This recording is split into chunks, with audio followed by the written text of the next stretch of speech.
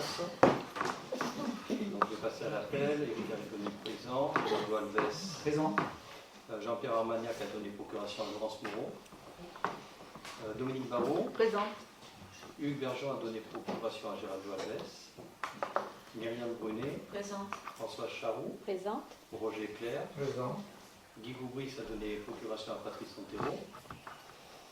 Marie-Claude Ferjou est au collège, donc a donné pour le début de la séance la procuration à Gilles Zanou. On va voir s'il pourra nous rejoindre. Emmanuel Fiche a donné procuration à Johanna Salmon. Véronique Gonzalez. Présente. Jean Gouin a donné procuration à Françoise Tresmontant. Laurine Joly a donné procuration à Véronique Gonzalez. Catherine Clipper. Sabrina Lacombe. Présente. Nathalie Lacour-Broussard. Présente. Gilles Lanoux. Présent. Stéphane Leclerc. Présent. Laurence Moreau. Non. Jean-Éric Morès. Présent. Nicolas Poineau. Présent. Johanna Salmon. Présente. Patrice Santero. Présent. Bernadette Tauzin. Présente. Françoise Tresmontant. Présente. Et Bernard Vallès. Présent. Pour en être atteint. Tout le monde a bien reçu la note de synthèse. Désignation de secrétaire séance. Françoise, merci. On va passer à l'adoption du PV de la séance du 17 décembre. Est-ce qu'il y a des remarques? Oui, je voudrais intervenir, si ça ne vous dérange pas. Je voulais répondre aux propos de M. Armagnac lors du vote de la dernière fois des APCP. Je ne peux pas laisser ces dires sans réponse. En tant qu'adjointe aux finances, je ne peux absolument pas le laisser sans réponse. Mais étant donné qu'il n'est pas présent, je lui répondrai au prochain conseil municipal. Il y a d'autres remarques? Merci. Merci. Porté à connaissance, vous avez reçu l'état récapitulatif annuel des indemnités versées au début en 2024. Ensuite, les synthèses de décision, la numéro 41, l'appel à jugement pour le recours donc, qui a été transmis à Maître Jacquier. La 01 de 2025, choix d'entreprise pour la refonte du site internet de la commune. La 02, location de logement à titre précaire. La numéro 3, recours à diverses sociétés pour couvrir les besoins de la commune. Et la 4e, avenant mise à disposition d'un agent de la CDC pour la mission Habitat Indigne. Ça, c'est la première délibération, Françoise, pour le rapport d'orientation budgétaire. Oui. On ne vote pas le PV? Si, pardon. Si. Je passe, merci de me faire la Oui, remarque. c'est moi qui ai coupé la, Ouais. Adoption. perturbé la séance. Donc on passe à l'adoption du PV, merci de me le faire remarquer. Des votes contre, des abstentions? Non, je vous remercie. Les décisions, je les ai lues. Et Françoise, donc le ROB, rapport d'orientation budgétaire, si tu veux bien le présenter. Donc nous allons, comme tous les ans, examiner ce ROB, le rapport d'orientation budgétaire. Donc vous y trouvez tous les éléments du contexte économique national sur plusieurs pages. Vous prenez connaissance. Voilà. Après, donc, je peux vous dire que la Banque de France, se basant sur les données de l'INSEE, table sur une croissance à 0,8% du PIB en 2024 et 1,2% en 2025. Une reprise est donc attendue pour l'année 2025. L'inflation, qui est descendue en dessous de 2% en août 2024, devrait se stabiliser à 1,7% en 2025. Notamment grâce au coût énergétique et la politique monétaire.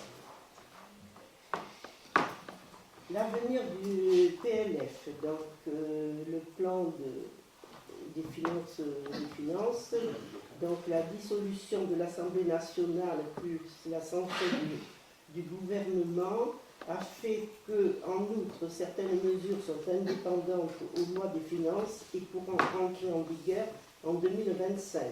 Cela concerne notamment la revalorisation des bases fiscales, l'indexation de l'indice des prix à la consommation harmonisé sera cette année de 1,7%.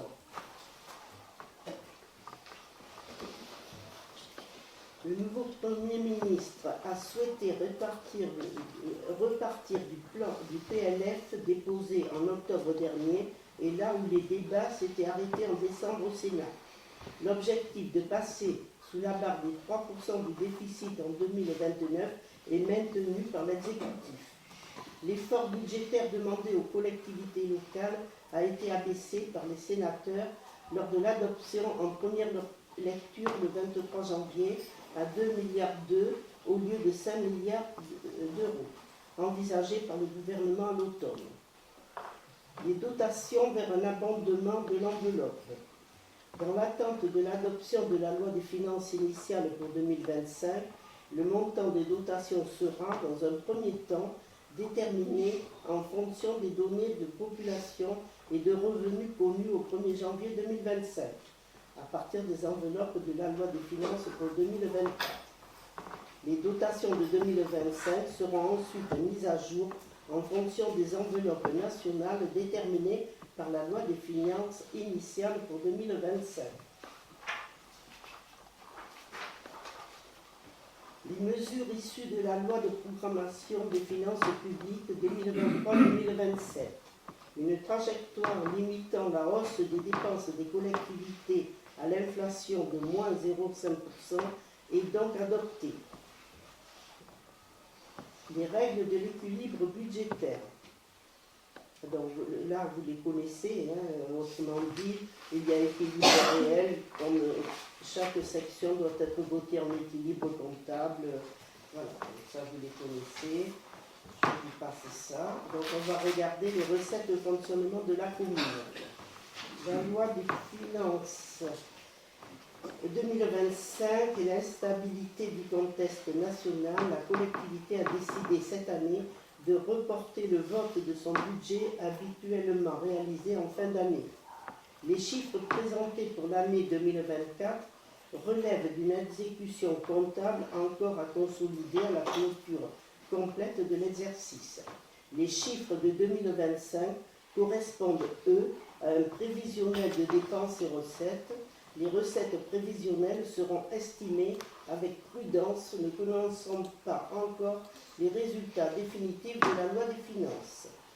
Grâce aux recherches d'économie, notamment en matière énergétique, avec la mise en place du plan de sobriété énergétique à partir de novembre 2022, l'année 2024 a permis la poursuite des objectifs fixés. Les lignes directives pour le budget 2025 tendront à maintenir le degré de service dans un contexte contraint où des arbitrages seront à effectuer. Donc vous avez la fiscalité directe, vous avez le graphique. La révalorisation des bases fiscales à hauteur de 1,7 est attendue, mais par prudence, tant que la loi des finances 2025 n'est pas votée, nous maintenons une prévision à hauteur de celle de 2024 pour l'Europe. Ainsi, pour 2025, le produit fiscal de la commune est estimé à 2 634 000 €. D'ici le vote du budget en avril, si la loi des finances est adoptée, une intégration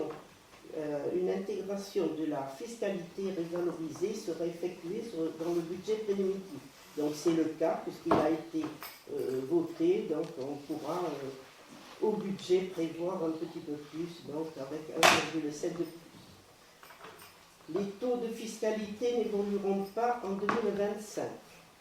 La dotation globale de fonctionnement, la DGF, les recettes de dotation et participation de la commune s'élèveront à 1 327 000 € en 2025.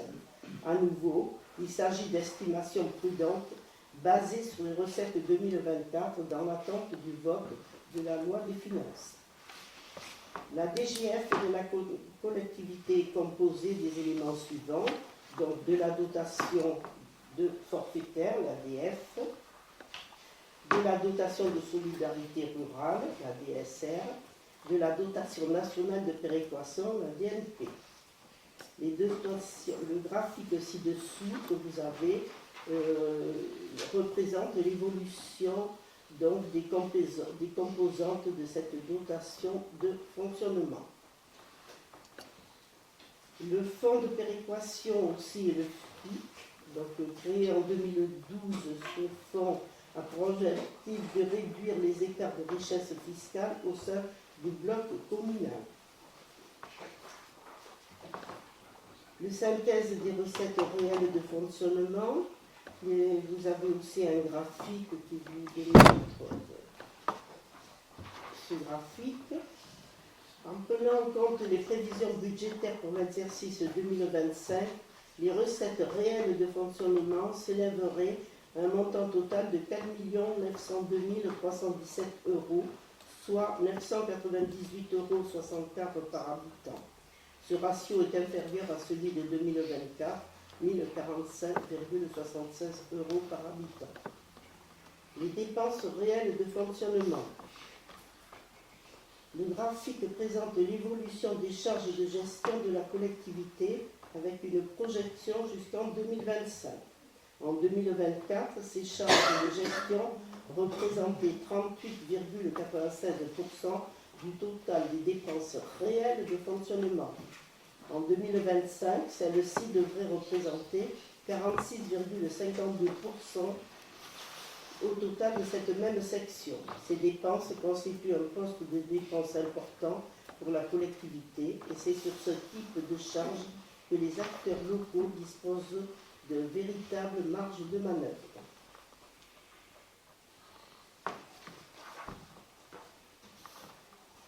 Les charges de gestion.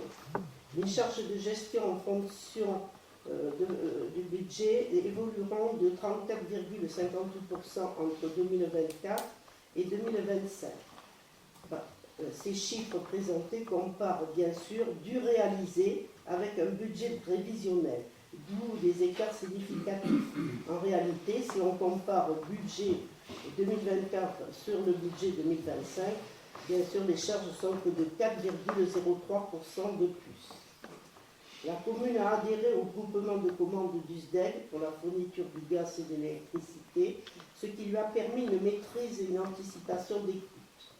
En novembre 2022, la commune a décidé la mise en place d'un plan de sobriété énergétique qui lui a permis de réaliser des économies significatives sur sa consommation en électricité et en gaz. Pour 2025, la stabilisation des prix de l'énergie et le maintien du plan de sobriété devrait permettre de minorer les hausses attendues. La hausse des dépenses prévisionnelles intègre également l'ouverture d'un nouveau bâtiment en 2025, le hameau des familles.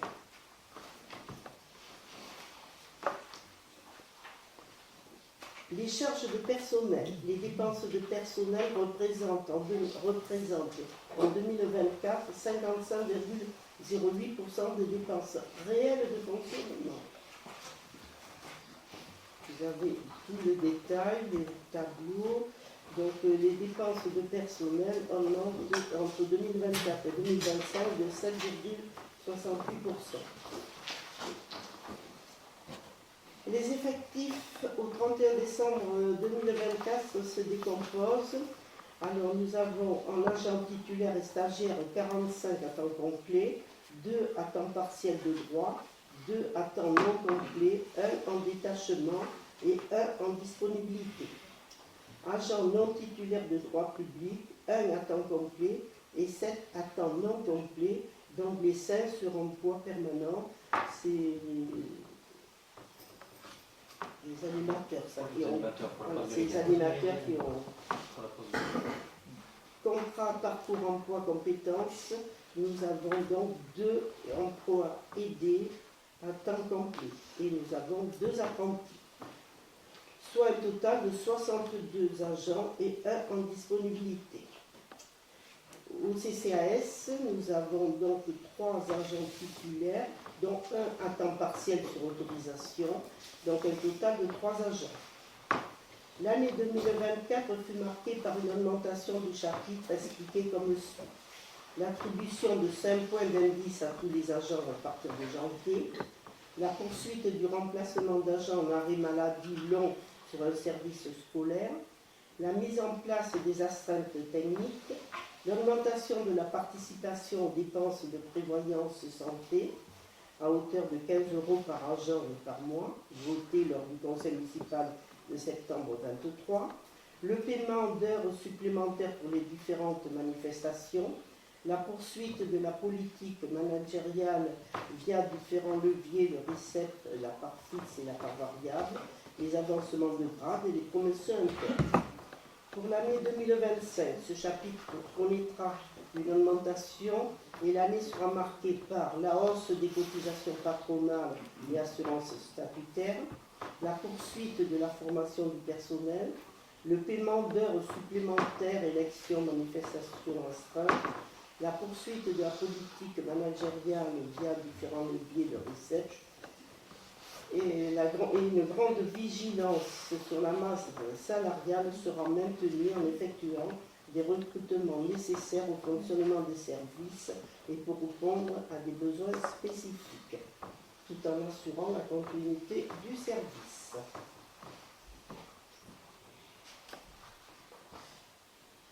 La synthèse des dépenses réelles de fonctionnement. Il est ici proposé par la commune de faire évoluer les dépenses réelles de fonctionnement pour 2025 de 20,86% par rapport en 2024. Cela s'explique également par la création d'une provision pour l'opération de requalification urbaine de l'îlot Saint-Antoine à hauteur de 150 000 €. De plus, cette année, il est prévu de nombreux travaux de remise en état impactant la section de fonctionnement qui a été par ailleurs surestimée par prudence. Vous avez toujours les graphiques. Page 18. En prenant en compte les prévisions budgétaires de l'exercice 2025, les dépenses réelles de fonctionnement s'élèveraient à hauteur de 5 133 940,21 €, soit 1045,82 € par habitant. Ce ratio est supérieur à celui de 2024, qui était de 867,12. Toujours pareil, on compare un CA avec un budget. L'endettement de la commune. Pour l'exercice 2025, elle disposera d'un encours de dette à 3 320 948,55 €, soit 674,85 € par habitant sur la base de 4 921 habitants.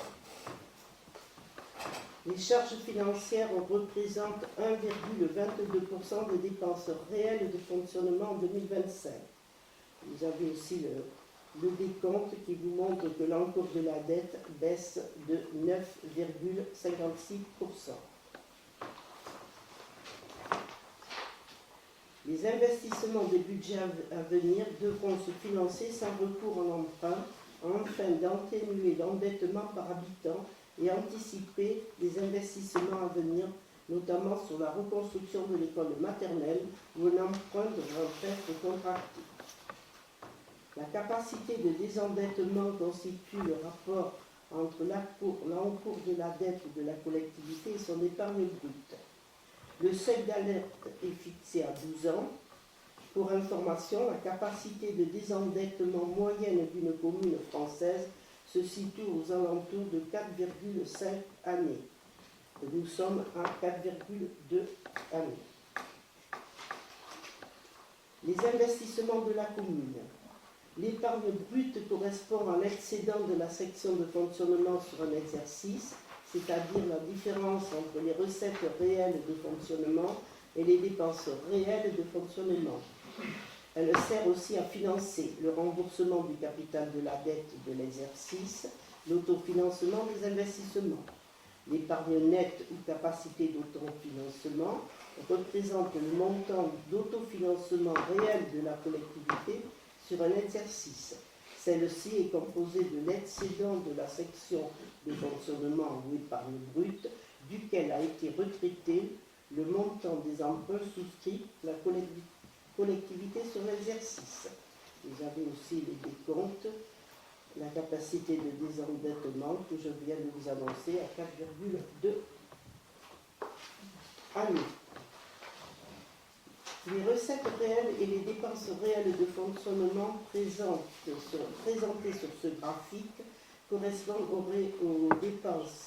correspondent aux recettes et dépenses totales. Alors pour l'épargne brute, deux seuils d'alerte sont ici présentés. Le premier à 10%, qui correspond à un premier avertissement. Le seuil d'alerte 7%, en dessous de ce seuil, la commune ne dégage pas suffisamment d'épargne. Pour information, les taux moyens d'épargne brute des communes françaises se situent aux alentours de 15,6%. Nous sommes à 17,08%.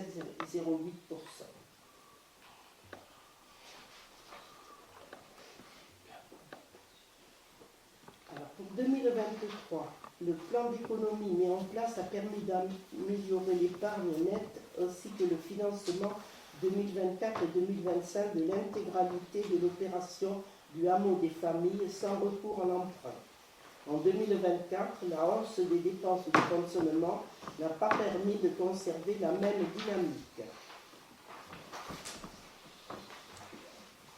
Les dépenses d'équipement. La commune s'est engagée dans une gestion pluriannuelle de ses investissements. Cette méthode permet en outre d'anticiper sur les coûts et les besoins afin de constituer les dossiers de demande de subvention afférents. Cette gestion s'est concrétisée en 2018 par le vote du budget par opération et la création d'autorisations de programme crédit de paiement APCP. La méthode de l'APCP permet de déroger à l'obligation de tenir une comptabilité d'engagement en inscrivant au budget les crédits qu'elle compte réaliser dans l'année, donc les seuls crédits de l'année. Par ailleurs, elle ne permet pas de reporter une dépense. Ainsi, toute dépense non réalisée sur un exercice devra être réinscrite sur l'exercice suivant. C'est pourquoi la PCP nécessite des rajustements tous les ans. Le bilan 2024. Dans la continuité de la politique d'aménagement global, la collectivité a réalisé en 2024 des investissements à hauteur de 1 465 877 € et engagé des travaux qui seront en report pour l'année 2024 à hauteur de 639 000 €. Les travaux sont les travaux du hameau des familles dont la livraison est prévue au premier semestre 2025, la poursuite de la convention d'aménagement du bourg CAB, choix des scénarios d'aménagement et priorisation, les travaux de voirie rue de la Garenne, le chemin de la Paillère avec la création d'une voie verte piéton cycliste et d'un plateau ralentisseur sur l'avenue Gambetta. Travaux engagés qui seront achevés au premier trimestre 2025.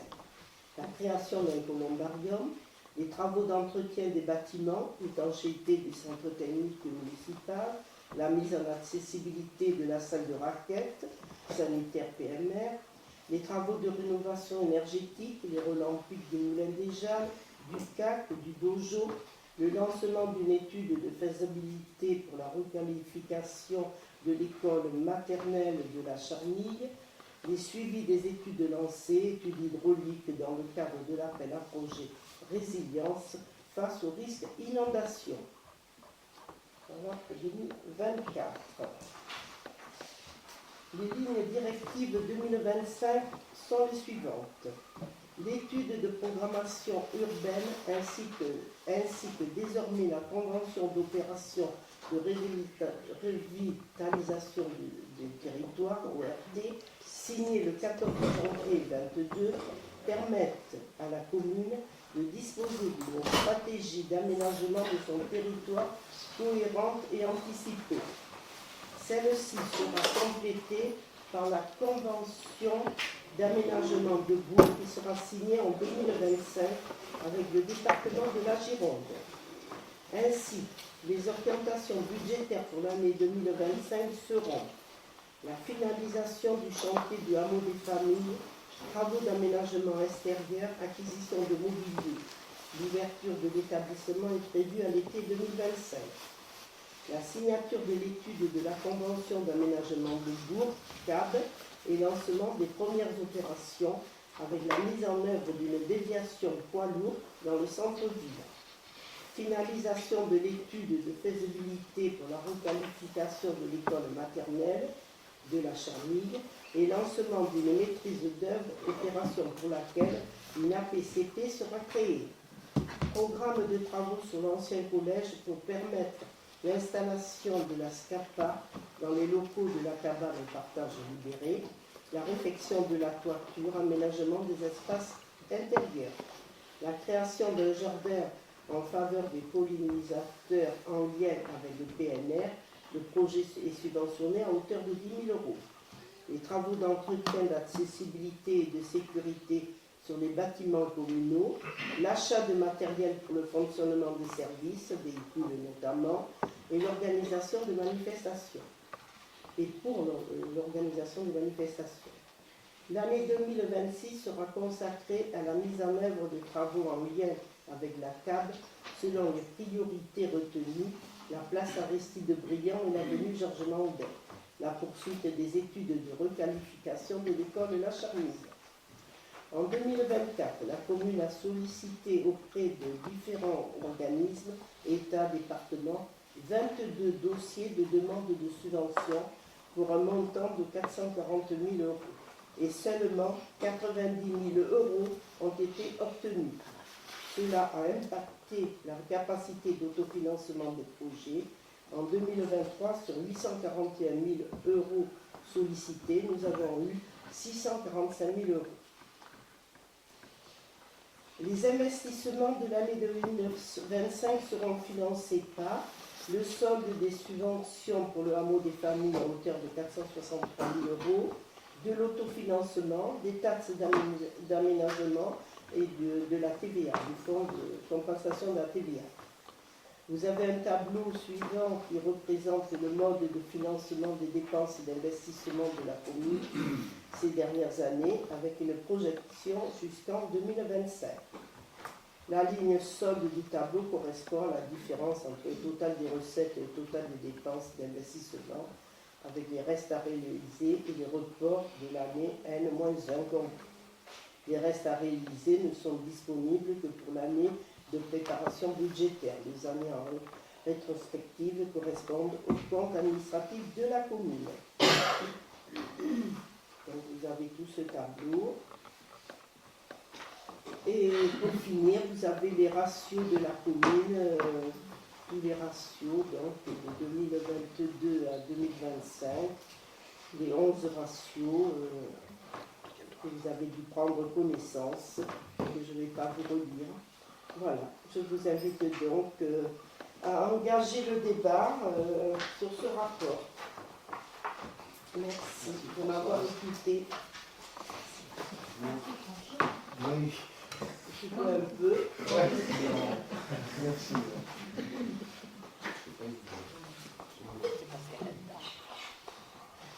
Oui, j'ai pas plus. Personne de Débat. débat. Oui, Stéphane. Je veux bien démarrer. Merci pour cet exposé très complet. Alors, je ne remettrai pas en cause la globalité de tout ce qui a été dit, néanmoins je voudrais revenir sur quelques petits points qui posent remarques ou questions. En l'occurrence, je vais aller directement à la fin sur les. Bon, je passe le début, les directives nationales, on ne fait que subir. Je vais aller directement sur les dernières pages avec bilan et orientation, etc. Dans le bilan, il est mentionné le chemin de la Paillère et le ralentisseur de Gambetta. Alors, outre le fait que je trouve que c'est effectivement une très bonne initiative, je rappelle que c'était dans les tuyaux depuis 3 ans, et que, contrairement à ce que certains pourraient croire, à travers la communication qui a été faite, ces travaux ne rentrent pas dans la CAB.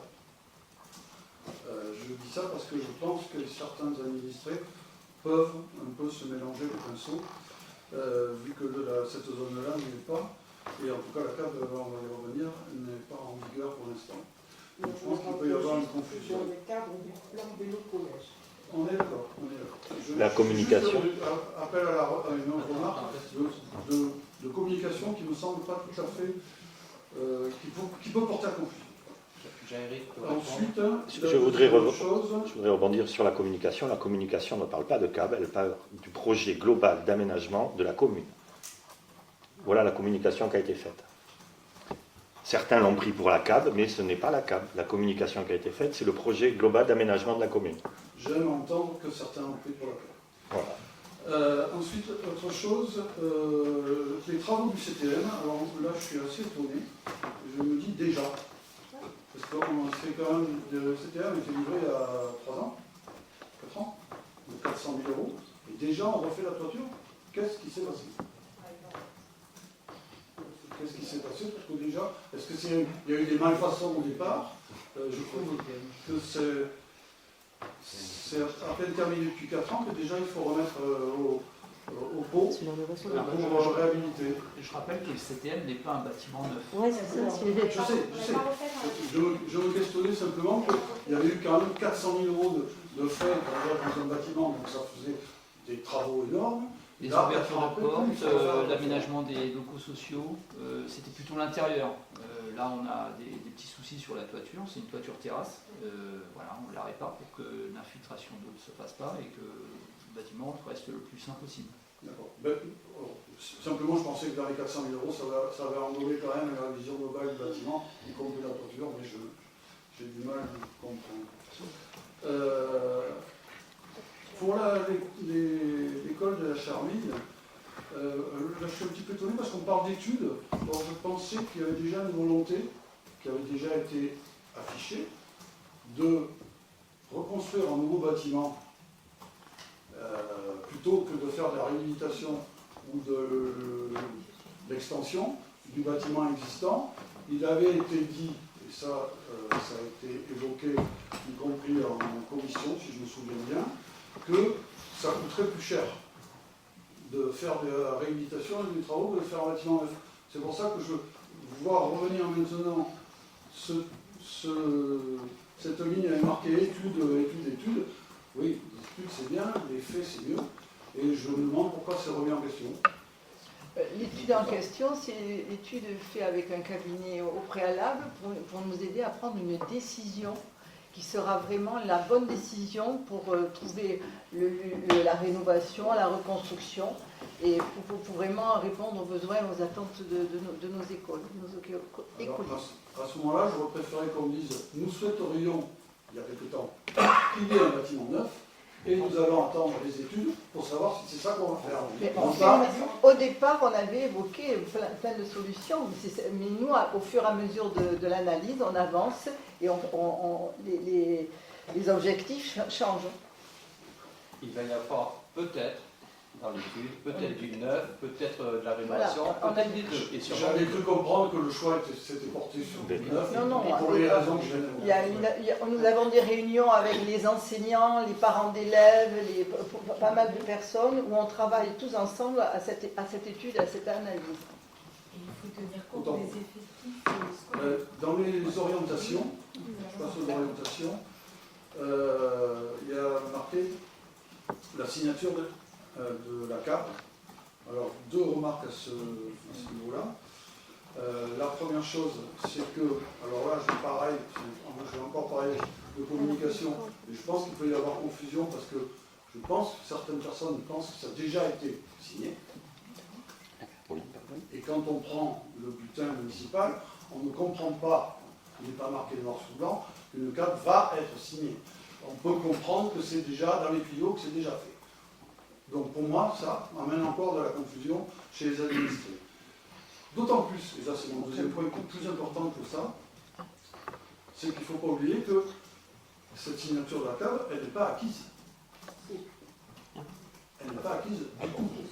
Ah bon? Elle n'est pas acquise du tout, alors, soyons clairs, je le déplorerai fortement. Hein. Mais vu elle a été signée en Les départements sont engagés sur un... Ils se sont engagés, si.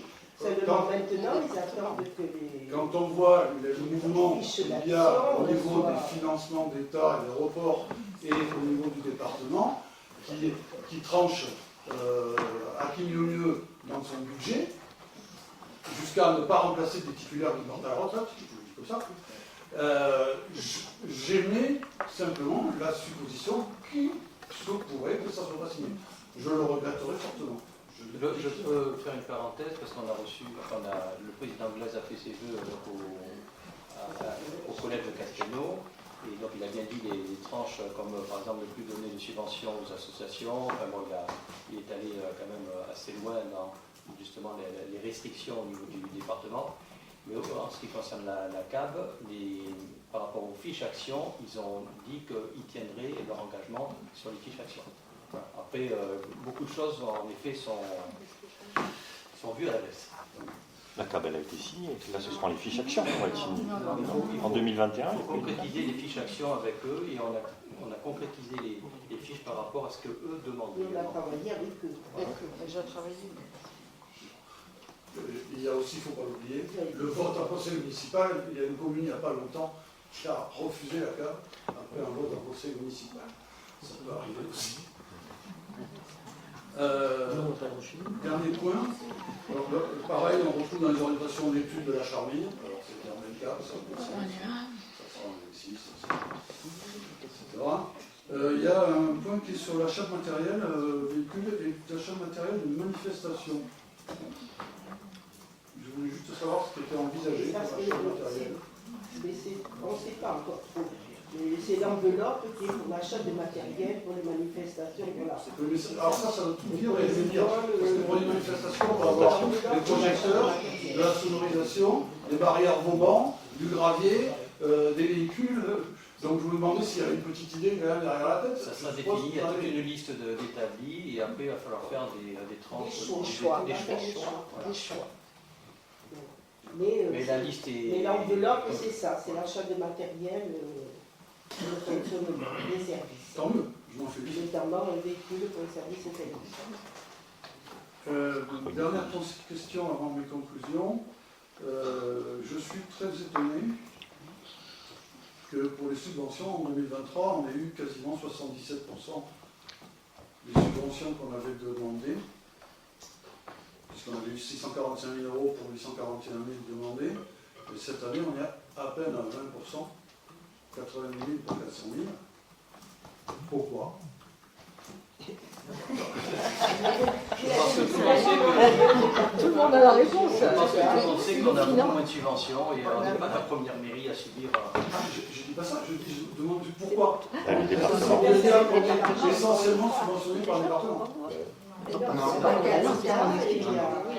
y a l'État, le département. Je pense que, très honnêtement, vu le différentiel qu'il y a entre les 2 années, ça aurait demandé une explication, ça aurait demandé une explication un peu plus complète et détaillée. Il y a un contexte national quand Tout même. le monde voit la télé, ce qui se passe. Et voilà. Alors, pour conclure,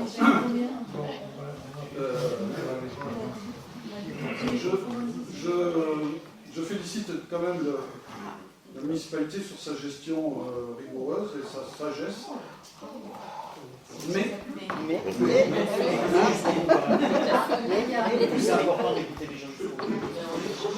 Mais je trouve, et j'ai déjà dit que ça ressemble un petit peu quand même à une gestion d'épicier ou, comme on dit, en bon père de famille.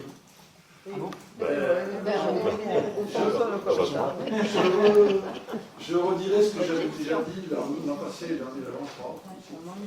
Je trouve que c'est toujours pareil, que c'est un budget frileux. Je m'explique. On a effectivement un endettement par habitant qui est très bas, qui est bien en dessous de la moyenne. Alors, je rappelle quand même que les moyennes qui sont faites, que ce soit pour l'endettement, que ce soit pour les capacités de désendettement d'une commune, c'est fait avec toutes les toutes petites communes et les grandes, celles qui dépensent beaucoup et celles qui dépensent rien du tout, parce qu'elles n'ont pas les moyens. Donc, il faut quand même relativiser. À travers ça, moi, ce qui me gêne un petit peu, c'est qu'on a un endettement très bas, alors qu'on a une population qui, en gros, grandit d'une centaine d'habitants par an. Donc, on est une commune en devenir. On est une commune en devenir et qui va... Castelnau va devenir quasiment la grande banlieue résidentielle de la métropole, bientôt. Donc, ce que je trouve dommage, c'est le manque d'anticipation de la commune Moi, ça ne me gênerait absolument pas d'avoir un taux d'endettement très fort par habitant, supportable, soyons clairs. Bien sûr. Mais au-dessus, là, et largement au-dessus de la moyenne nationale, vous l'avez déjà évoqué, même en commission, j'avais évoqué des chiffres jusqu'à 1 400 € par habitant, qui est encore acceptable avant d'être statutaire, c'est le cas. Et quant à la capacité de désendettement, on est sur une base de 4 années et quelques, alors qu'on sait que le danger est à partir de 12, et qu'en plus c'est une donnée qui est très malléable suivant justement l'évolution de la population et l'évolution des recettes qu'il va y avoir. On est une commune, on n'est pas Pauillac, j'ai rien contre la ville de Pauillac, qui est une ville qui perd des habitants, qui est en déshérence depuis très longtemps. On est une ville qui est en devenir. On va passer la barre des 5000 habitants, et je trouve que, et c'est ça que je trouve de très frileux et depuis plusieurs années, que la commune elle-même n'anticipe pas certains projets et ne s'appuie que sur des subventions qui passent ou de l'air du temps. Il me semble qu'il y a des investissements à faire dans la mesure où une commune est en devenir et qui deviennent obligatoires, quelle que soit la problématique d'endettement. C'est vrai qu'un endettement faible, dans une communication politique, c'est très bien. On a plaisir à dire. Mais au bout du compte, les administrés, ce qu'ils veulent, c'est avoir une rue qui soit propre, où on peut rouler sans casser ses jantes, et des services à demeure possible. On a anticipé parce qu'avec l'école à refaire. Non, mais ça c'est obligatoire, François. C'est une anticipation obligatoire. Ça c'est la loi. C'est pas obligatoire. Non, moi j'appelle pas ça une anticipation intra-communale. L'anticipation intra-communale, c'est des projets qu'on porte nous-mêmes. Pour exemple, justement, Dominique pense la même chose que moi, puisque l'école Pesquet, c'était 4,5 millions. On a quand même fait ce projet. J'entends des municipalités qui sont un peu plus grandes que nous, proches de la métropole, qui disent, en principe, quand on fait une école, c'est un mandat, une école. Nous, on a fait plus qu'une école. Et en ce moment, on est en train de préparer une deuxième école, puisqu'il y a l'étude sur la Charmille qui a besoin de gros travaux. C'est pas une deuxième, c'est maintenant. Si, c'est quand même une autre école. Même s'il y a la réhabilitation, on va être sûrement dans des coûts assez élevés. Plus tout ce qui est fait au quotidien. Moi, je trouve qu'on n'est pas forcément frileux. Je pense qu'on est bon gestionnaire. Et je remercie Françoise vraiment pour passer des heures et des heures avec la comptable et la municipalité. Je vous en ai félicité sur la gestion, je l'ai dit. Même si on est pépère. Sage et rigoureux. Mais il n'empêche que sur les On travaille. projets de devenir, il y a ça. Sur l'endettement, je sais pas, alors moi je ne suis pas quelqu'un du tout de frileux, mais en fait je me rends compte que quand même au niveau du CCAS, on a de plus en plus de familles en difficulté, mais vraiment en réelle difficulté, pas en surendettement parce qu'ils ont fait des excès comme ça, mais des difficultés au quotidien qui sont vraiment importantes et qui empêchent les gens de vivre. Et en fait, je me dis que si on avait augmenté la dette, et si on avait augmenté cette dette par habitant, on prenait le risque de plomber encore plus ces personnes-là. Donc pour le coup, tant qu'on ne sait pas où on va au niveau de l'État et des difficultés que notre pays traverse, je trouve qu'être modéré, c'était plutôt assez réfléchi, si je peux me permettre. Oui. Si ce n'est qu'entre être modéré et être vraiment là, on est en plancher, quoi. C'est modéré. Non, ça c'est votre ressenti, nous on ne ressent pas tout ça. Voilà. Très bien. Ressenti Mélenchoniste. Est-ce que... Ressenti Mélenchon. On fait pas ça. Merci pour ce débat. Donc, le conseil municipal, oui, il faut passer au vote après en avoir délibéré, décide d'approuver les dispositions ci-dessus, énoncées par Françoise, et de m'autoriser ou mon représentant à procéder à la transmission et à la publication du rapport sur les orientations budgétaires définies par l'article D 2312-3 du Code général des collectivités territoriales. Je le passe au vote. Est-ce qu'il y a des votes contre? Est-ce qu'il y a des abstentions? Une abstention, Stéphane Leclerc. Alors, deuxième délibération, fonction publique, régime indemnitaire, modification du régime indemnitaire tenant compte des fonctions, des suggestions de l'expertise et de l'engagement professionnel, ce qu'on appelle donc le RIF 7. Plusieurs délibérations se sont succédées pour tenir compte des évolutions réglementaires rythmées par la parution des textes étendant... Excusez-moi, ça a sauté l'image.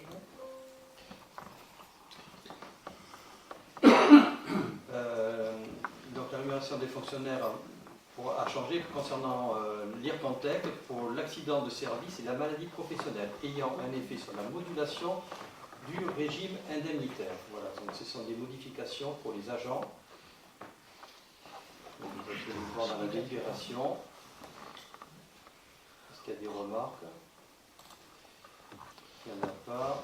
Alors je passe parce qu'il y avait, vous avez vu qu'il y avait de nombreuses pages. Et les tableaux. Oui, c'est toujours ces mises à jour de libération.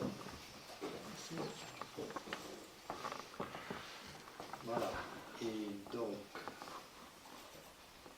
la page, après donc, en avoir délibéré, décide d'abroger la délibération DEL 2024-02-006 du 6 février 2024 portant sur la modification RIFSEP, d'adopter le régime indemnitaire tenant compte des fonctions, suggestions, de l'expertise et de l'engagement professionnel pour toutes les filières et cadres d'emploi répertoriés ci-avant, de m'autoriser à fixer par arrêté individuel le montant perçu par chaque agent au titre des deux parts dans le respect des principes définis ci-avant et d'inscrire les crédits correspondant à l'ensemble des dispositions ci-dessus mentionnées au budget de la collectivité. Je passe au vote. Est-ce qu'il y a des votes contre? Est-ce qu'il y a des abstentions? Non. Je vous remercie. Troisième délibération. Jean-Éric, si tu peux la présenter, s'il te plaît, sur la subvention exceptionnelle pour le FLEM. Alors, la délibération DEL 2025-02-003, les finances locales, subventions attribuées aux associations, attribution d'une subvention exceptionnelle.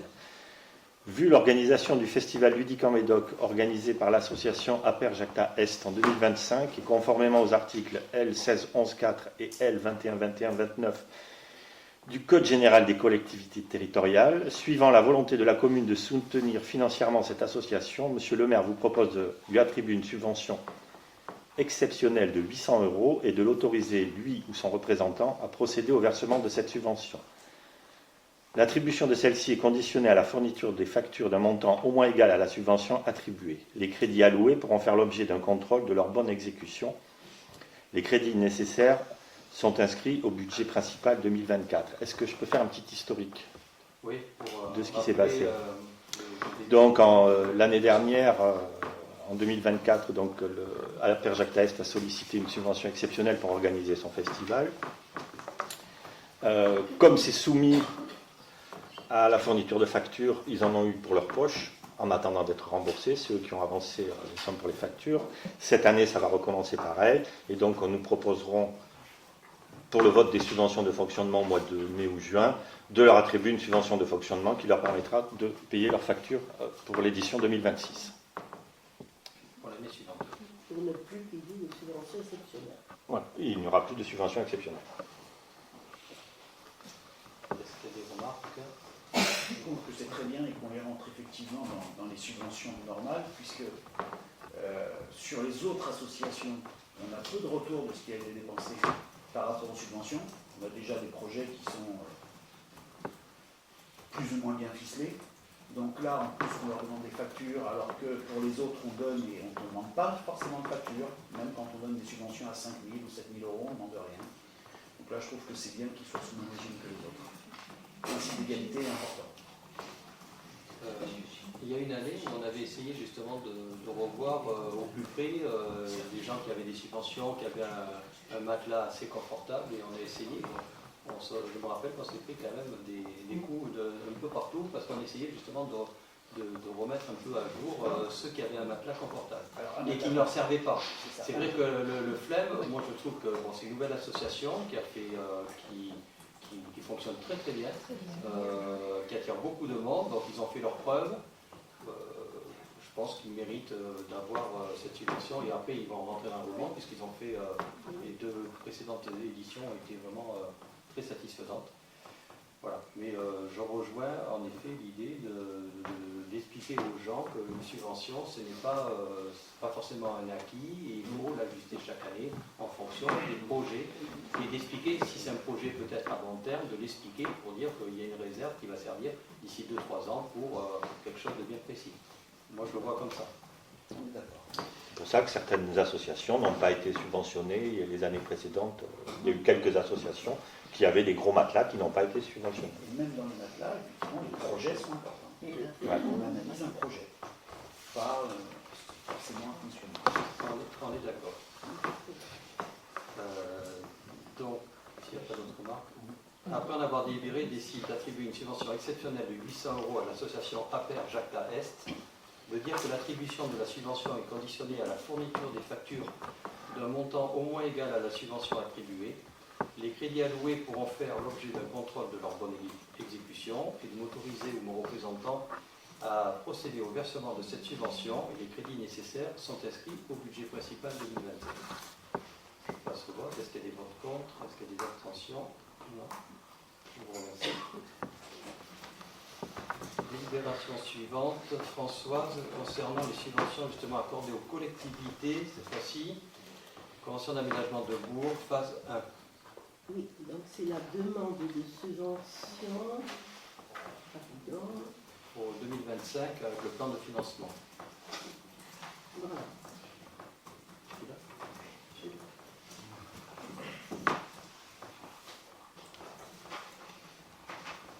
Voilà. Donc c'est une demande de subvention qui concerne donc la CAB, la Convention d'aménagement de Bourg, et on demande donc des subventions pour le premier projet qui sera donc l'aménagement de la place Aristide Briand à hauteur de 802 122. Le projet se monte à 802 122 TTC et on demande donc des subventions à l'État pour la dotation de soutien à l'investissement à hauteur de 45% sur un montant de travaux, ce qui donnerait 300 795,75. La dotation d'équipement des territoires ruraux, la DETR, pour cette première phase, donc sur un total de 443 000 €, 132 900 €. Au Conseil départemental de la Gironde, au titre de la Convention d'aménagement de Bourg, après donc 60 600 €, et en fonds propres, il y aura 307 826,25, donc pour un montant total de 802 122.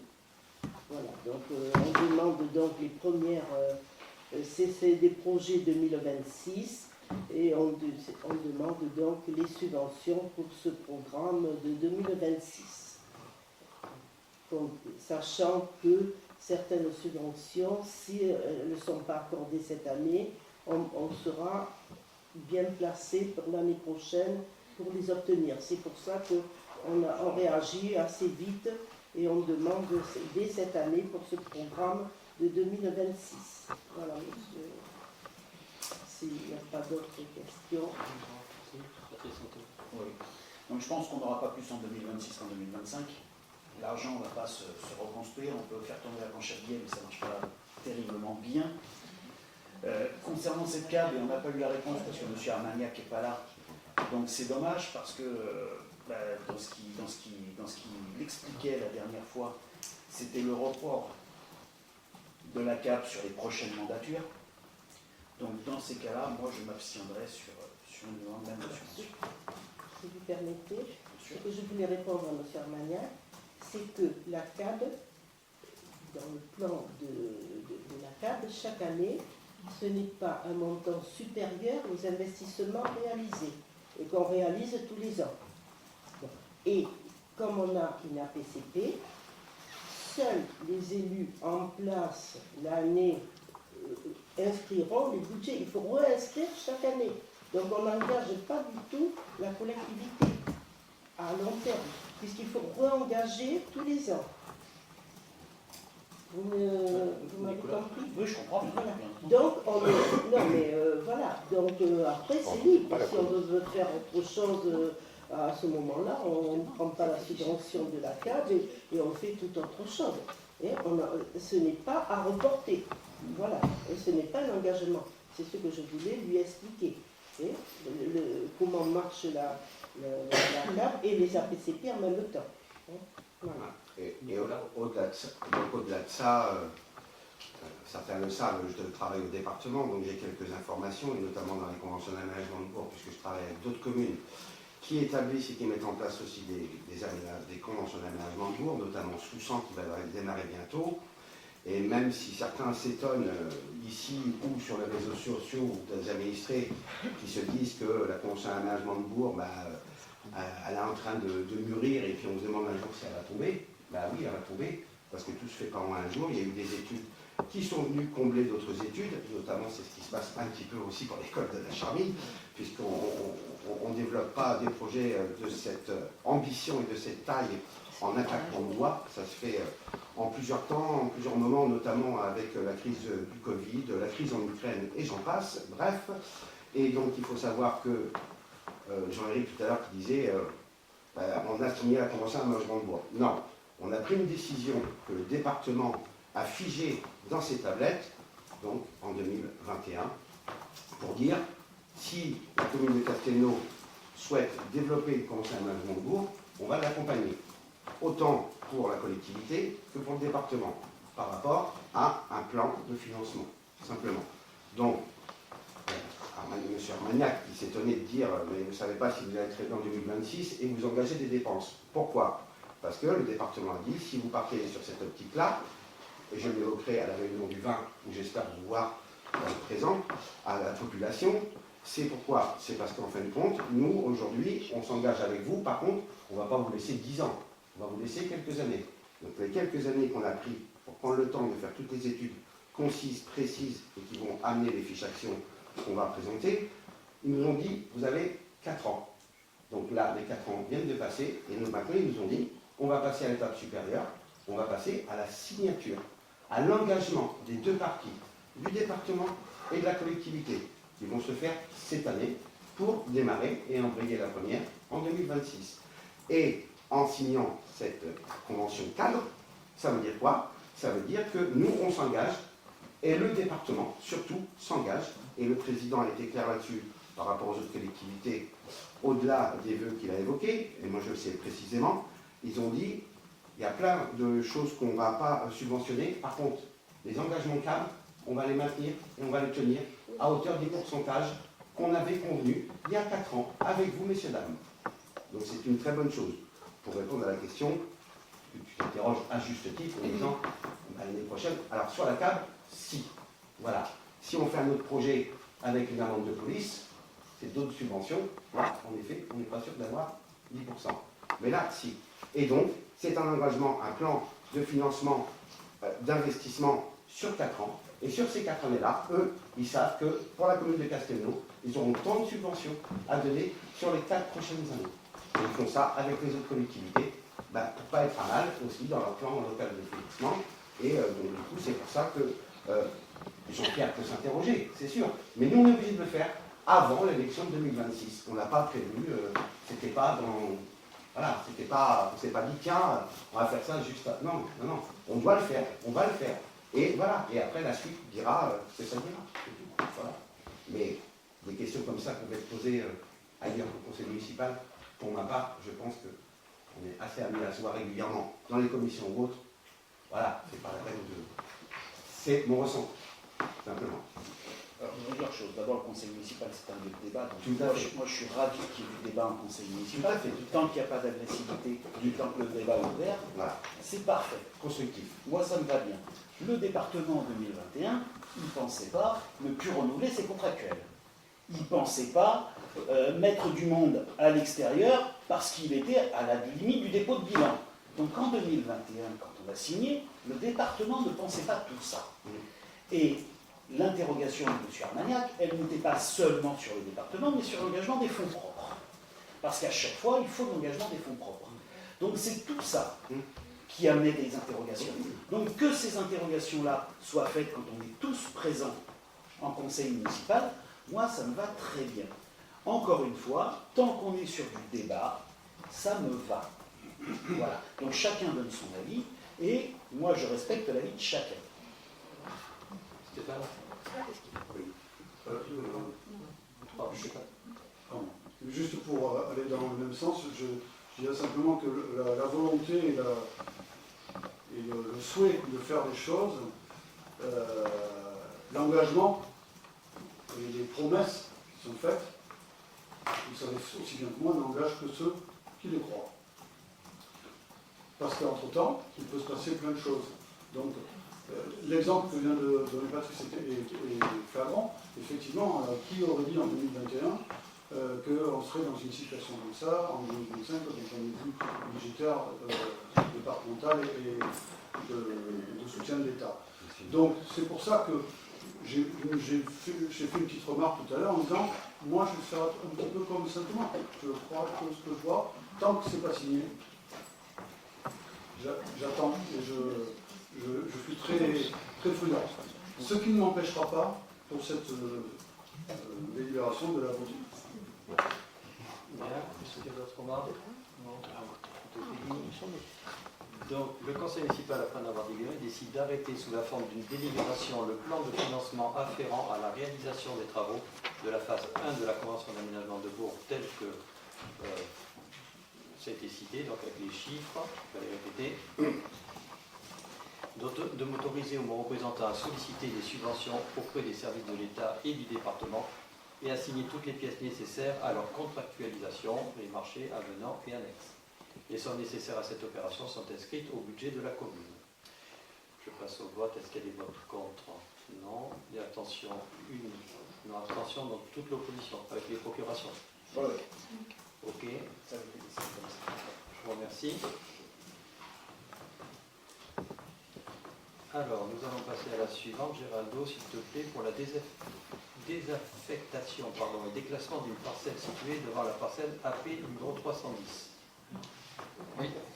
Monsieur le maire explique à l'Assemblée que la parcelle située devant la parcelle AP 310, place du Général Leclerc, est occupée actuellement par une véranda utilisée par le gérant du restaurant Ratatouille. Ce terrain n'étant plus affecté à un service public et afin de céder la partie supportant la véranda, la commune va procéder au déclassement de celle-ci du domaine public et ainsi permettre son classement dans le domaine privé communal. Pour une totale transparence, une délibération concernant la cession de cette parcelle sera abordée en fin de séance et non à la suite de l'exposé du déclassement afin de laisser le temps au service de passer cette dernière au contrôle de légalité. Donc il y a un plan, vous voyez en fait la parcelle dont on parle. C'est la partie véranda, c'est pas Voilà, la la partie qui est juste devant la 310. c'est pas la partie qui est devant la véranda, que la véranda. Est-ce qu'il y a des remarques? Moi j'ai une question parce que je ne comprends pas très bien, je trouve que c'est pas clair. Entre les deux délibérations, la 05 et la 09, parce qu'elles sont liées, on pourrait croire qu'il y aurait une cession à venir. Oui. Ça veut dire que Ratatouille va vendre? Non, il va acheter. Il achète. Je l'achète.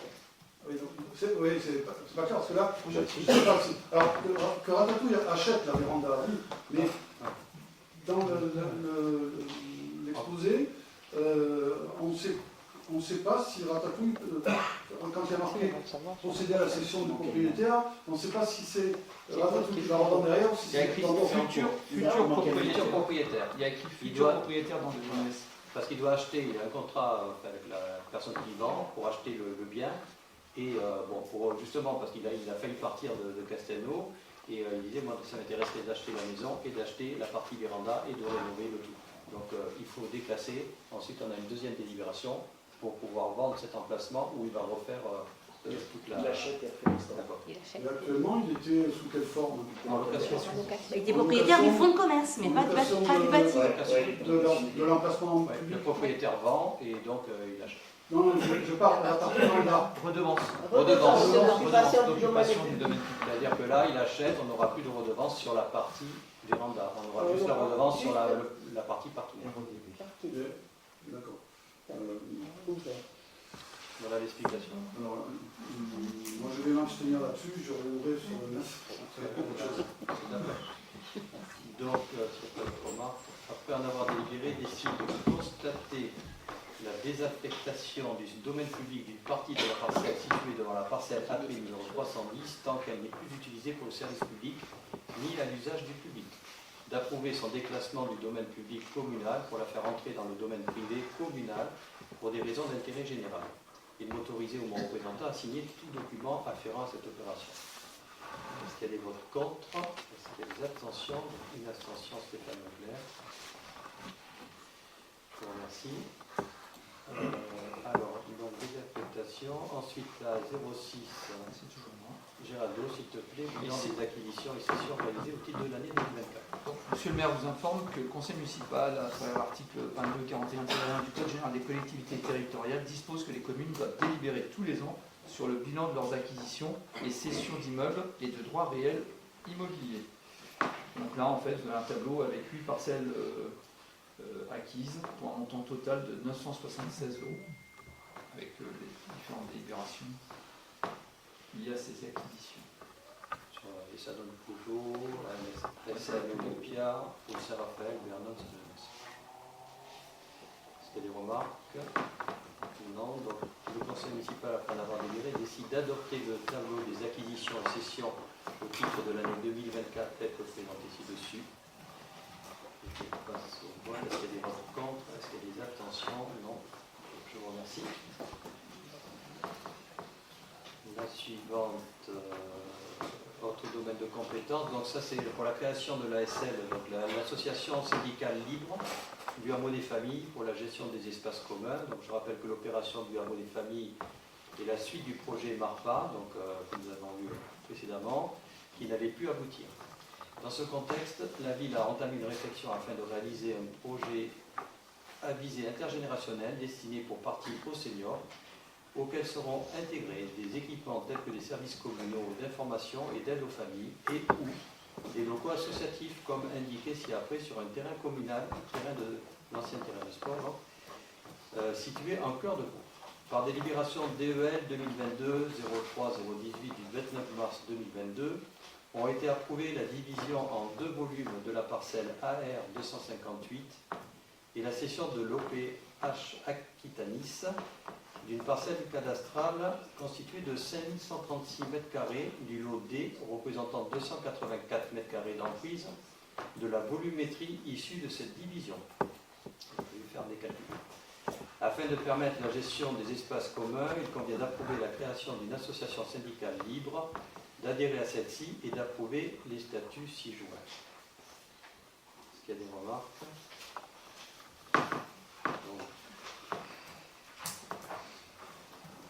Après en avoir délibéré, décide d'approuver la création de l'ASL, du hameau des familles, et d'approuver les statuts de cette ASL, ainsi créés et joints en annexe. De l'adhésion de la commune de Castelnau-Médoc pour siéger aux instants décisionnaires de ladite association ainsi créée, et de m'autoriser ou mon représentant à signer tous les actes afférents à cette ASL et notamment les éventuels avenants au statut, que les crédits nécessaires seront inscrits au budget des exercices concernés. Je passe au vote. Est-ce qu'il y a des votes contre? Est-ce qu'il y a des abstentions? Non. Je vous remercie. Après le hameau, liberté publique et pouvoir de police, police municipale, signature d'une convention pour la mise en œuvre d'un protocole de rappel à l'ordre. Je rappelle aux membres de l'Assemblée délibérante que le rappel à l'ordre fait partie des outils à disposition du maire dans ses prérogatives de prévention de la délinquance.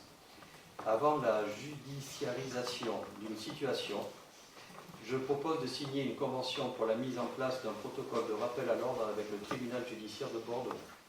Cette étape intermédiaire consiste en une convocation solennelle d'une personne qui a commis des faits, en majeur ou mineur, qui a commis des faits susceptibles de porter atteinte au bon ordre, à la sûreté et à la sécurité ou à la salubrité publique. Donc par le maire pour lui rappeler les droits et les devoirs qui incombent aux citoyens. Nous avons une réunion avec les gendarmes pour le rapport annuel il y a quelques jours et ils m'ont confirmé que ces actions, les mairies qui ont mis ça en place, Bon, c'est un premier avertissement, on va dire, avant que avec la police municipale, hein, je ne peux pas faire ça tout seul, mais c'est un premier rappel pour remettre certaines incivilités, on va dire, essayer de les mettre dans l'ordre, après ils repassent au pouvoir entre les mains des gendarmes, et puis du procureur, naturellement. Voilà. Est-ce qu'il y a des remarques? Oui. Oui. Alors, c'est effectivement un outil, donc on peut avoir plein d'outils, ça peut être utilisé, mais pour avoir un outil, il faut en avoir la connaissance et les compétences. Et ça ne s'acquiert pas avec l'acquisition d'outils. Le pouvoir de police, pour moi, et le rappel à l'ordre, doit rester dans les mains de la police. Une raison simple, hein, c'est qu'on a pu voir comment ça se déroulait et comment des négociations s'étaient passées avec une salariée, où ça a fini au tribunal, et où on vient de voir passer tout à l'heure une décision, comme quoi on va à la cour d'appel. Donc, la police reste la police, et s'il y a des incivilités, eh bien, que ce soit la gendarmerie ou la police municipale avec des vrais pouvoirs de police qui fassent le travail, ça me convient tout à fait. C'est pour ça que j'ai bien précisé que j'allais... S'il y a convocation, ça ne veut pas dire qu'il y en aura, Je sais qu'il y en bien. aura pas. Mais s'il y en a, souvent c'est des petites choses et je le ferai donc avec la police municipale. Moi, je voterai contre, parce que le devoir de police et les pouvoirs de la police doivent rester à la police. Voilà. Et ça évite les tribunaux. Chacun son avis, en effet, et les gendarmes nous ont conseillé de la passer pour essayer de les aider dans leur démarche. Mais ça ne veut pas qu'on a perdu le réel. Mais, On a perdu quoi? est-ce qu'il y a d'autres remarques? Donc, après en avoir délibéré, décide, article 1er, d'adopter des termes du protocole de mise en œuvre de la procédure de rappel à l'ordre avec le parquet de Bordeaux. Article 2, d'autoriser M. le maire ou mon représentant à signer avec M. le procureur de la République du tribunal judiciaire de Bordeaux le dit protocole et la convention de partenariat à intervenir entre les deux parties, jointes en annexe, leur avenant et annexe éventuelle, ainsi que tout document y afférent. Article 3, de donner pouvoir à M. le maire pour exécuter la présente délibération. Je passe au vote. Les votes comptent. Alors, non, toute l'opposition et la minorité. Est-ce qu'il y a des abstentions? Non. Je vous remercie. Ça n'empêche pas que ce soit voté. Il n'y a pas de souci. Il y en a qui pourraient penser qu'à 6, on peut bloquer un projet. Mais non. Oh, parfois. Non. 21 contre 6, ça ne doit pas un projet. Le photovoltaïque sur le D6, C'est un projet pourtant. On va pas parler de Ouais, c'est pas ça la libération suivante. Il vaut mieux. Il vaut mieux. Gérald, s'il te plaît, pour l'annulation justement pour le restaurant Ratatouille, la suite, cession en particulier des parties de la parcelle située devant la parcelle AC 310. Donc vous l'avez tous compris, c'est en lien avec la délibération précédente. Suite au déclassement et reclassement de l'emprise située devant la parcelle cadastrée AP310 et suivant le souhait du gérant, futur propriétaire du restaurant Ratatouille, de se porter acquéreur de cette partie, Monsieur le maire vous propose de procéder à la cession de cette emprise. Voilà, la suite. Une autre remarque? Oui. Moi je voterai contre pour deux raisons. La première raison, c'est que ça fonctionnait très bien comme ça avec une redevance. Et si jamais, pour X raison derrière, il y avait un changement d'activité, qu'est-ce qui se passe? Deuxième raison, ça ne me semble absolument pas au prix du marché. Alors tant mieux pour Ratatouille. Et quand on voit le prix du mètre carré, on est largement, mais très largement en dessous du prix du mètre carré de surface constructive. La vie des domaines, on a un petit conseil. Oui, mais alors la vie des domaines, ça arrange des fois et des fois non, dans d'autres cas. Je rappelle, c'est 30 mètres carrés, 15 300 euros. Oui, je sais, mais c'est de 8 à 10 fois plus normalement. Donc c'est pas deux fois. Ça fait vraiment un écart énorme. Donc pour ces deux raisons, c'est absolument pas Excusez-moi, contre monsieur Ratatouille. Leclerc, vous avez dit 8 à 10 fois plus. Si on le rapporte au prix du mètre carré Attendez, constructif de la parcelle, on va faire un petit calcul vite fait. oui. Si on dit 10, ça simplifie, ça fait donc 15 300 fois 10, ça fait 153 000 euros pour 30 mètres carrés. Non. Vous êtes sérieux? Bah si, Excusez-moi. c'est ce que vous venez de dire. Non. Ok. Monsieur Leclerc, 153 000, 30 mètres carrés, j'espère qu'il va construire très très Monsieur haut. Leclerc, est-ce que vous êtes allé récemment pour des agences immobilières? On vous conseille de le faire. Vous serez surpris du prix du mètre carré et des évolutions justement. Et vous verrez par rapport aux propos que vous teniez sur l'endettement, justement vous verrez que les terrains ont bien baissé en tenant compte justement des baisses de revenus des gens et de leur endettement. Admettons, et dans le centre de Ratatouille, je suis tant mieux pour lui. On est à 510 € du mètre carré, à peu près. Voilà. Franchement, oui, le domaine, je pense qu'il a bien chiffré. Ouais. Oui, je crois que c'est au moins 2 fois plus habituellement le mètre carré À 1000 € le mètre carré. Bâtissable, oui. Un terrain de 500 mètres carrés vaut 500 000 Le carré habitable. Entre 2 et 300 euros. Je vais construire quoi sur 30 mètres carrés?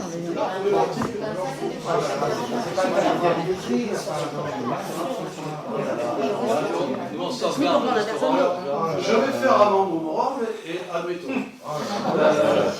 Simplement, je reviens quand même pas, je recite quand même ce que j'ai dit, c'est l'histoire du changement d'activité et le fait que c'est quand même une partie, juste un petit bout d'un grand trottoir qui va passer dans le domaine privé. Alors que Qui est déjà on construit. pourrait très bien continuer à fonctionner avec une redevance. Construit déjà depuis très longtemps. Je sais. Et on ne vous dit pas combien il faut d'années de redevance pour arriver à 15 300. On vous dira pas.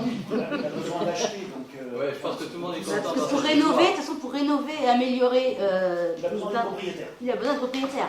Dans tous les cas, c'est le seul restaurant qu'on a dans la commune. Si aujourd'hui on n'est pas capable d'aider. C'est pas le seul. pas C'est pas le seul. Oui, non. Enfin, qui peut avoir une salle digne de ce nom. Parce que c'est vrai qu'on n'a pas de bâtiment. Il Ce que je veux faut dire. l'aider. On n'a que des petits établissements. Il faut les aider, il faut arrêter quoi. Moi, il m'avait fait part de la vente, de l'immeuble. Il dit si j'ai pas la véranda, ça me faut monter un restaurant ailleurs. Bon, donc je pense que tout le monde est content. J'étais parti pour voter contre, mais je vais faire un pas et je vais m'abstenir. Ça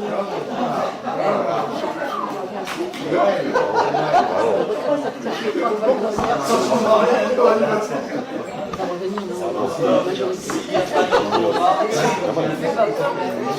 Excusez-moi, Allez, je continue. S'il n'y a pas d'autres remarques, après en avoir délibéré, pardon,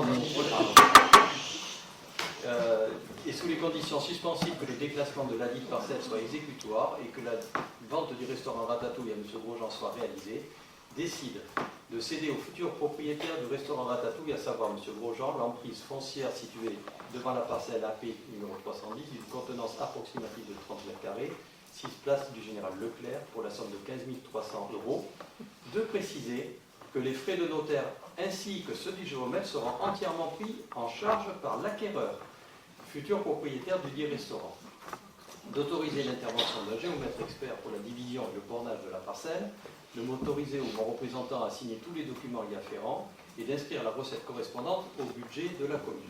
Je le passe donc au vote. Est-ce qu'il y a des votes contre? Non. Est-ce qu'il y a des abstentions? Une abstention. Je vous remercie. Oui. Alors ensuite, on est à la dernière délibération sur le contrat de groupe d'assurance statutaire. Donc j'expose au Conseil l'opportunité pour la collectivité de pouvoir souscrire un ou plusieurs contrats d'assurance statutaire garantissant une partie des frais laissés à sa charge en vertu de l'application des textes régissant le statut de ses agents et de confier au centre de gestion le soin d'organiser une procédure de mise en concurrence pour cette souscription, si les conditions obtenues donnent satisfaction à la collectivité.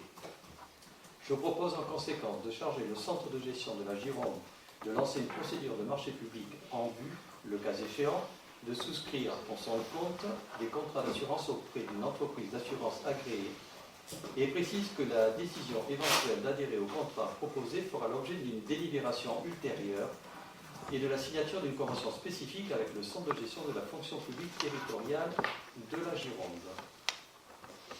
Voilà. Est-ce qu'il y a des remarques? Donc, après en avoir délibéré, décide, c'est une durée du contrat de 4 ans, je précise, est fait le 1er janvier 2026. Régime du contrat, capitalisation dans les considérants. pour les agents, donc ça concerne la CNRACL, vous l'avez vu, et les agents affiliés aussi à Cantel. Donc après en avoir libéré, décide de charger le centre de gestion de la Gironde de lancer une procédure de marché public en vue, le cas échéant, de souscrire pour son compte des contrats d'assurance auprès d'une entreprise d'assurance agréée. Cette démarche peut être entreprise par plusieurs collectivités locales intéressées. De préciser que la décision éventuelle d'adhérer au contrat proposé fera l'objet d'une délibération ultérieure et de la signature d'une convention spécifique avec le centre de gestion de la fonction publique territoriale de la Gironde. Je passe au vote. Est-ce qu'il y a des votes contre? Est-ce qu'il y a des abstentions? Non. Je vous remercie. Les informations donc, sur les événements à venir, vous avez le week-end prochain, oui, c'est ça, le 21-23, le week-end cinéma. Le 22 février, le loto du foot. Le 8 et 9 mars, nous avons un salon du bien-être. Le 14 et 16 mars, la bourse aux vêtements. Le 19 mars, on a la cérémonie qui porte ce nom, le 19 mars. 22 mars, masterclass de K-pop et de L-dance. 28 mars, le loto du jumelage. Le 29 mars, le théâtre des comédiens de Sissac. Ils sont déjà venus. 4 avril, le loto du basket. Et le 6 avril, l'accueil des nouveaux habitants. Et bien sûr, le riche programme de la cabane. Toujours la cabane de partage avec le rendez-vous en accès libre et récurrent ou ponctuel. Voilà. Le 16 mars, c'est un nettoyage organisé par la Fédération de chasse. Le 16 mars, oui, 16 mars. on peut le rajouter puisqu'on a validé avec la chasse et puis avec le club de marche aussi, je crois. Le club de marche, oui. Pour nettoyage de la forêt. Voilà. Donc, on va communiquer également là-dessus. Voilà, donc il est quelle heure? Il est 20h21, je lève la séance et je vous souhaite une très bonne soirée. Je vais rajouter une petite seconde. Je vais dire à Nicolas que je ne serai pas là jeudi parce que j'emmène pour vous gendre.